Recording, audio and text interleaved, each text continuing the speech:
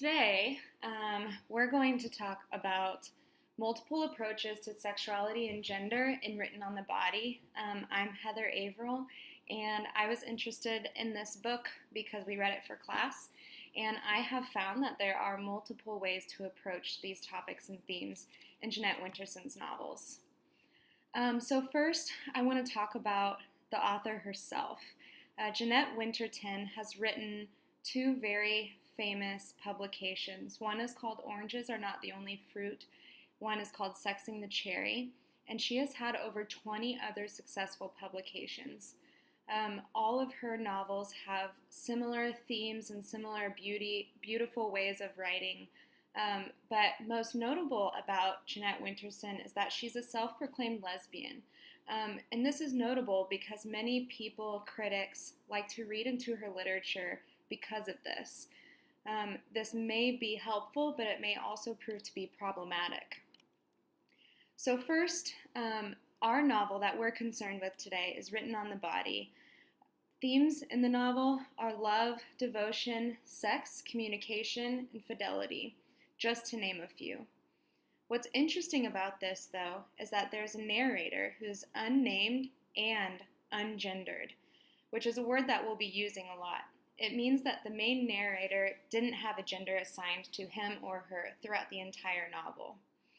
This is especially important because a lot of the action in the novel revolves around love. There's a marriage, there's an affair, the narrator falls in love with a female, Louise, and recounts past relationships. So Winterson was concerned with relationship in love, in sex, in devotion. However, she chose not to gender her main character. Of course, this is what has made many scholars interested in gender with this novel particularly. So, why no gender? Perhaps Winterson is provoking readers to ignore gender. Perhaps she's provoking readers to become more aware of their gender assumptions during their reading, asking themselves maybe why they're constantly looking for a feminine or masculine characteristic.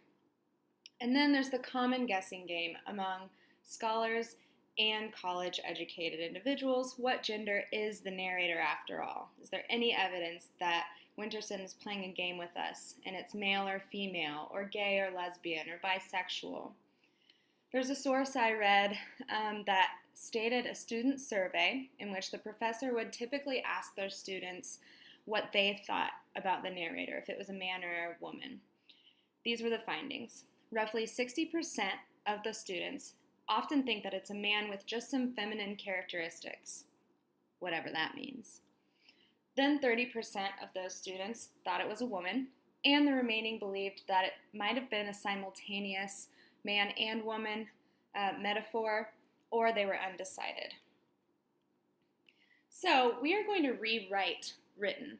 The topic of this presentation is to look at some other possible readings that are kind of stealing the scene. The first one deals with the narrator's gender and how it moves around from masculine to feminine throughout the novel. This means that it's about the plurality of love rather than just a singular loving relationship. The second reading is that gender means, but that gender is constructed through social text, and that we project what we think about gender onto our fiction, like Written. The third reading is that the absence of these gender binaries actually prompt us to reconsider power dynamics instead of male-female dynamics. We start to ask questions about dominance and submission instead of feminine and masculine. Fourthly, perhaps the absence of gender is meant to redirect readers' attention to other important themes. Maybe Winterson didn't want gender in her novel because she wanted us to think more about love and devotion, and gender would get in the way of that. So first, the question remains for a lot of people, why not just consider it a homosexual or lesbian reading? And the problem with this is that it can't fit into one of those categories because it never says that it does. This quote makes some sense. Winterson evades the rules of lesbian fiction. The rule that is broken is that lesbian sexuality should be represented openly. So Winterson has gotten a lot of criticisms because she is a self-proclaimed lesbian, and a lot of her lesbian critics are honestly a little annoyed that her text doesn't have an outed narrator. The text doesn't have a narrator saying, I am gay or I am straight. And they feel that that actually does the text a disservice. Characteristics of either aren't present because gender is needed to represent them. This is a problem. The gay and lesbian readings don't work because the narrator's sex isn't fixed. So we can't really dedicate a homosexual or lesbian reading to this novel. Now let's see. There are typical characteristics of this type of literature that we can look at. Like I said, the protagonist is typically openly gay or openly lesbian. Males in masculinity are either seen as marginalized to either support or antagonistic positions to be overcome by women. So they're often taking a certain part in the novel where they're marginalized and women have to overcome them in some way. These types of books are also a critique on heterosexual marriage and relationship. You can often tell that that is the opposite of what it's going for. And there are some pretty common themes of the bad marriage and the dominant, insensitive husband, which, let's be honest, is also common in feminist heterosexual fiction. But on the right side here, this is what we actually see. The narrator in written seems to conceal his or her sexual preference. So again, they're not openly gay. That's a problem. Secondly, the males in this story are actually pretty passive, and the narrator and Louise are the ones that are antagonistic to the marriage. It's not a rather blatant abusive marriage or a patriarchal power structure. There's none of that. Lastly, again, no critique about this can really be made because there isn't a gender acknowledged. She wipes that out. So let's look at our views. Masculinity as well as femininity. So this means that the narrator's gender is marked as masculine sometimes and feminine at other times in the novel.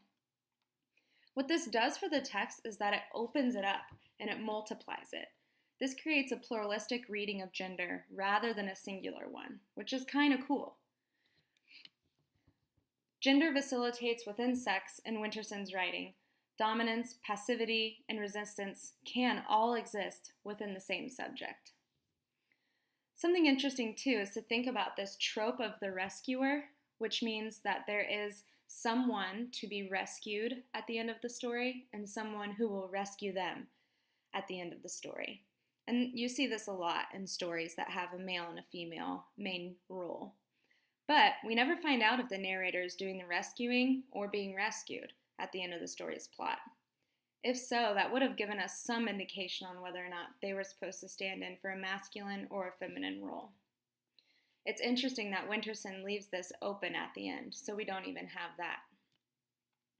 Here are some interesting moments in the novel that are both masculine and feminine. For instance, there are some masculine parts of the narrator.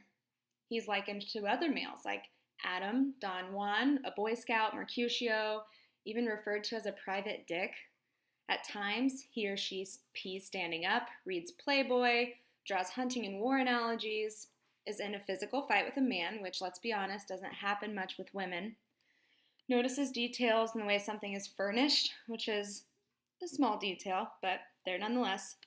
Castration is mentioned, and it seems to be more commonly masculine in the first half of the novel, but there are also a lot of feminine traits that the narrator has, likened to females just as much. Compared to a covet virgin, Alice in Wonderland, a girl in Rumpelstiltskin, yes, he or she pees standing up, but also pees sitting down at one point. Does read Playboy, but also reads women's magazines. Stress eats, buys flowers for herself. Yes, has a physical fight with a man, but also later a woman, which, let's be honest, isn't typical for men to do. Talks a lot about emotions, had some anarchist moment where it blew up a urinal, does wear stockings to work, and like I said earlier, my vision is that it's more common in the first half to have masculine characteristics, but later, it's more common in the second half that the narrator has some feminine characteristics. The point of this is that there's no real conclusion about whether or not the evidence falls towards masculine or feminine. This is kind of interesting. There might possibly be some inspiration from Virginia Woolf's Orlando. The main character in her play switches back and forth from a man to a woman, but physically. I found this quote in one of my sources. It says, Orlando is a fantastical human who can embody both male and female physical characteristics. What's cool about this is that Woolf did it with costume, but Winterson does take a moment of her own, and she does it beautifully with words. All right, the second reading is meaning making of engendering. So what this means is that there's this assumption that perhaps we assign gender assumptions to a novel only based on what we've constructed as a result of our social context and historical background. This is a quote I found in one of my sources. It says, the category of women's literary history, with its imperative to hear the essentialist women's voice, is a creation of 20th century historical moment, framed and informed by 20th century concerns. What this means is that since we are now concerned in the 20th century, 21st now, with feminism and rights and understanding gender and gender equality, we're likely to look at novels in this way. We've also learned a lot about what it was like to be a woman during this time period, and we look at novels in that social context. There's some controversy about this. Distiller says that early modern women writers is itself a kind of text. We're talking about the genre here of early modern women writers. It's gendered and historically contingent. What happened was Virginia Woolf's A Room of One's Own sparked what we now assume about early feminist writers. But check this out. It says Woolf, we now know, was wrong.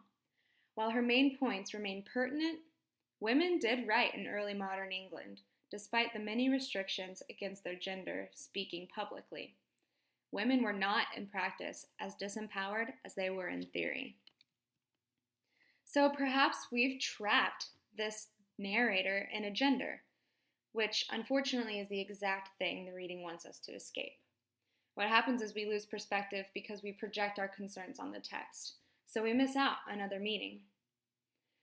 Basically, this scholar is claiming that we take what we know about past women's writing and we project it onto current writing, and that's unfair.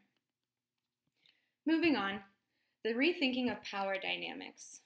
So maybe the lack of gender isn't as much about male and female binaries, but rather dominant and submissive binaries of relationships that can be broken apart by a genderless narrator and lover. And this is cool because it revolutionizes the way we think about gender, would mean that the narrator couldn't be ambiguous. So the way that we think about gender means that the narrator has to be male or female. But without any concrete evidence on the basis of which to define the narrator's gender, readers who wish to resolve these ambiguities can be reduced to applying gender stereotypes that rely on essentialist ideas in order to do so.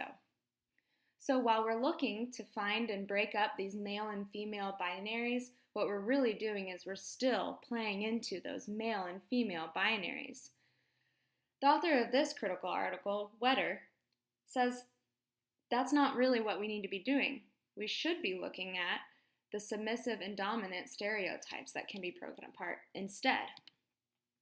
So instead of gender, readers should reconsider power dynamics. Here's some examples. For instance, Louise isn't a subjective figure. She's referred to as a knight in shining armor, a gun cocked and ready, a flood, a fire, nitric acid, a volcano, and a lot of other very masculine, powerful, meaningful phrases and words. And although she has cancer, she does maintain control over her own body, and she even refuses to be manipulated by medicine later. So Louise isn't being subjected by a different gender. Secondly, her body isn't being objectified by the narrator either. They're really equal throughout the whole story. This is a quote from the book. I had no dreams to possess you, but I wanted you to possess me. This is important because if a body is objectified, you possess it, But here, the narrator is flipping around this reading of domination and is saying, no, I don't want to dominate you. I want you to be a part of me. Secondly, there are multiple moments throughout the novel. Two notable are when the narrator says, we wore matching wounds, and she, or he, was my twin. These put them at a very, very equal playing field. The third piece of evidence here is that the discourses of the body are ambiguous as far as gender goes, and we've been talking about this, but when the body comes up about the narrator, there's little to no detail at all about the physical characteristics of the narrator. So, where elements of dominance and submission are present, the conventional binary is radically subverted because the elements are mutual and ever oscillating. Perhaps the text is nonspecific about gender because other themes and messages are more central to the purpose of the text. Look beyond the lens of one gender. It's a rhetorical stance, attempting to invite readers to take a broader than usual position on the topic. So what's happening here is that if we ignore the fact that there's no gender, maybe we can look beyond that critical lens and see other things. Maybe we can engage in ethical and emotional crises emanating from the protagonist's history and subsequent relation of failures to commit to relationships and empathize with partners. When we do this, when we see the text this way, it becomes a metaphorical relationship that everybody can relate to rather than a real one between a man and a woman that no one really knows, two fictional characters. We can then look at broader ethical issues: love, ethics, emotion, experience, honesty, self-evaluation, cliches about love and relationship, and emotional stability. We can relate to all of these things whether or not we are male or female. So, whatever you decide is up to you. There's no conclusion, but we can read some of Winterson's reflections. This is what she says. I mean, for me, a love story is a love story. I don't care what the genders are if it's powerful enough. And I don't think that love should be a gender-bound operation. When people fall in love, they experience the same kind of tremors, fears, a rush of blood to the head. And fiction recognizes this. Thanks for listening.